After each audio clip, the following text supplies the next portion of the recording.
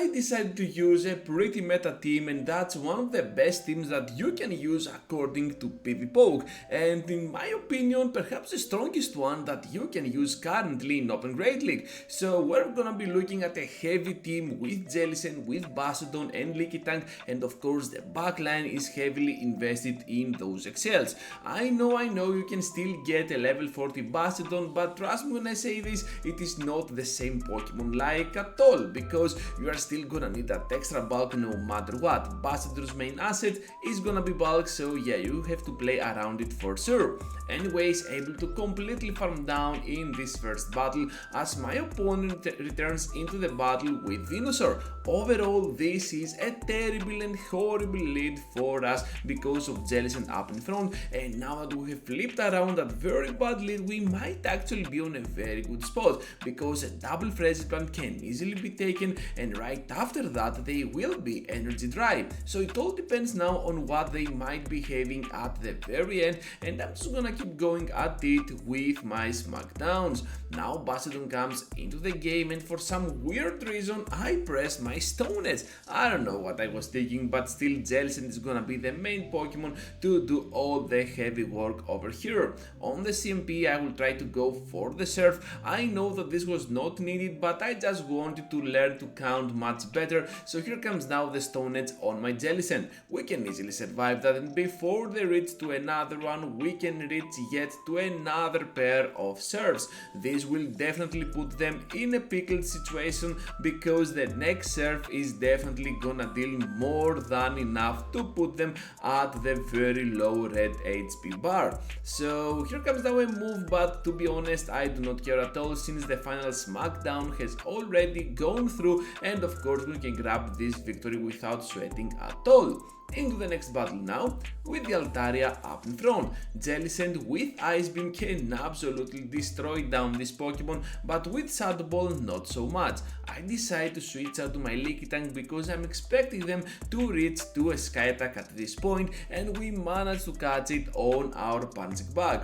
Not only that, but also we can finish them off before they do anything weird with another Sky Attack, which is also gonna be a pretty good scenario for us.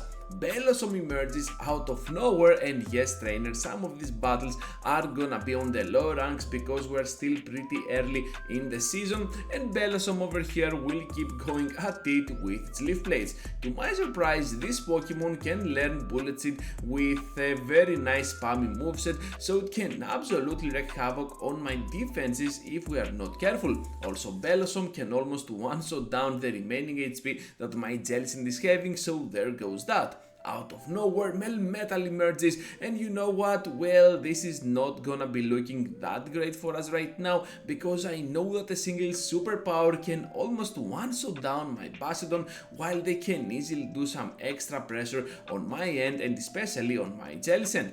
What I want to do here is to let my Jellicent go down though, because after the Shadow Ball we can easily farm down if we block that charge attack of theirs. It is a superpower, down goes Melmetal, and now Bellossom stands no chance at all up against us, because they might get to a charge attack here, but you can see with your own eyes that this Bullet Seed in combination with Leaf Blade will never be enough to finish us down. We are already there now to the next Flamethrower, and Bellossom will reach to another charge attack. This thing is super spammy, but still it doesn't stand a chance against our Wall Face, and this is an overwhelming victory for us.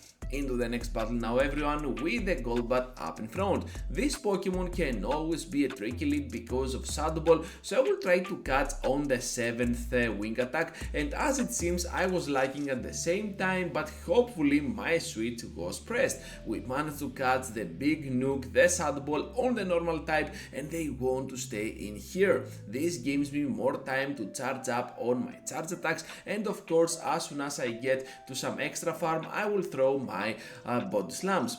I know that this is gonna be just another poison fang which we can easily survive, and right after we can go ahead and push for that shield scenario of their own. Down goes the first shield. This is looking pretty wonderful for us because now we can easily go into the battle with Basadon and completely wall them down. Mr. Wallface here is gonna face now the amazing Swamp Toad, and I guess that those fresh glance can easily be taken as we have already seen earlier in this video.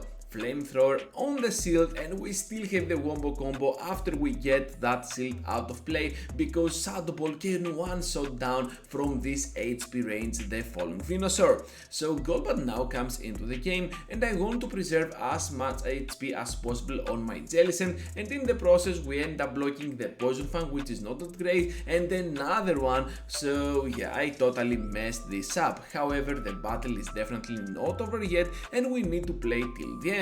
Shadow Ball now is gonna do so much damage on that Azumarill. We got the Surf on the CMP, which is a game changer for us because we might deal less damage than Shadow Ball, but it is the Play Rough that is coming up on the CMP, and of course if they do not have Hydro Pump, this gives us the edge to reach now to Stone Edge to finish off the remaining HP that they have. So Ice Beam now, no Hydro Pump at all. That was kinda scary because they went for that extra mile for the Hydro Pump, but still that move was never around, and we managed to get a very nice victory for us. Altaria once again up in front, and of course all we need to do as always is to try and catch on our punching bag. My opponent definitely saw the switch here, but they decide to stay in a little bit more and then throw their energy. Right after, they switch out to their Unova Stunfisk, which is pretty great for us because we have definitely avoided this Pokemon with our Basadon. However, the power up here is gonna be our main way to go, and I guess that we need more than that to finish them down. Here comes now a Discharge, which I'm pretty sure we can survive and still reach to another Power Whip for the knockout. This is looking amazingly good for us because we managed to get a shield in the process, and right after we can easily two-shot them down with the falling serves. So here comes now the move. They want to protect their Unova Stunfisk, and in the process I decide to use a shield of my own. So here comes now a move, and I decide to switch out to my Basadon because I'm pretty sure they have to throw Discharge at this point. Down goes the Pancake, and of course they back out right after because most probably they're severely weak to my Basadon. Into the next battle now with a Shadow Charmer up in front. This Pokemon will not appreciate our Hexes because Hex might not be a great offensive move, but this is a Shadow Glassy Pokemon which we can definitely play around it with our team. Now Whiskas coming into the game, and this is another incident that I like this team a lot. Lickitung can easily draw out the ground type that the opponent is having because most probably they want to avoid the matchup with Jellicent so that you can keep Basadon hidden and of course deal the max amount of damage with your fast attack with the shields that you have towards your end. Now with that mobile coming into the game, we experience a little bit of lag, so this is definitely not over yet, and if we can block correctly here the Play Rough, I guess that we might be in a very good spot. They end up going for the nuke, so that was amazingly good for us, and right after we can easily one-shot them down with our serves. Not only that, but also executing each other at the same time with the fast attacks, and because we did not even reveal our Basadon, we have more Pokemon alive than them, and we managed to get a victory for this one.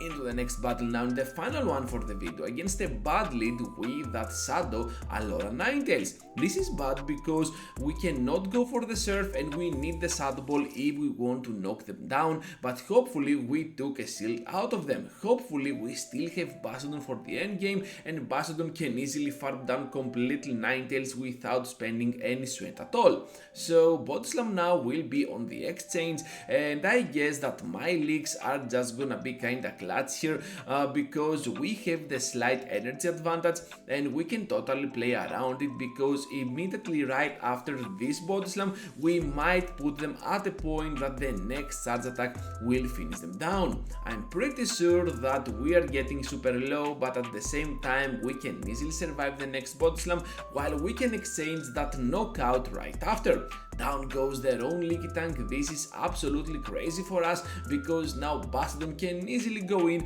start farming down all that energy, and now it all depends on what they might be having at the very end. Chargeable comes in, and of course this is gonna be an amazing end to today's content. And yes, trainers, this is a toxic team, this is a heavily Excel invested one, but to be fair, you like these videos, so that's why I am creating them. And yeah, if you do not want to have fun, well, use this team and you're gonna win a lot. That is gonna be all for today, trainers. Thank you for watching, for sticking around till the end with me. If you enjoyed my content, leave a huge like, subscribe to my channel, and I hope to see you all into the next one.